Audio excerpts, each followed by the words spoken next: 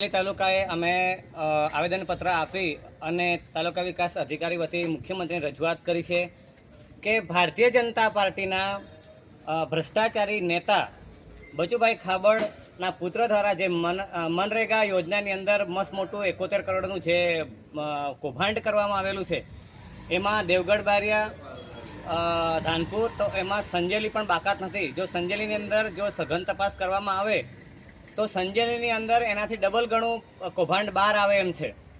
ભારતીય જનતા પાર્ટીએ ગાંવ ચલો અભિયાન ચલાવીને ગામડે ગામડે ઘર ઘર સુધી એમના કાર્યકર્તાઓ પહોંચીને ઘર ઘર સુધી એમને ભ્રષ્ટાચાર કરેલો છે.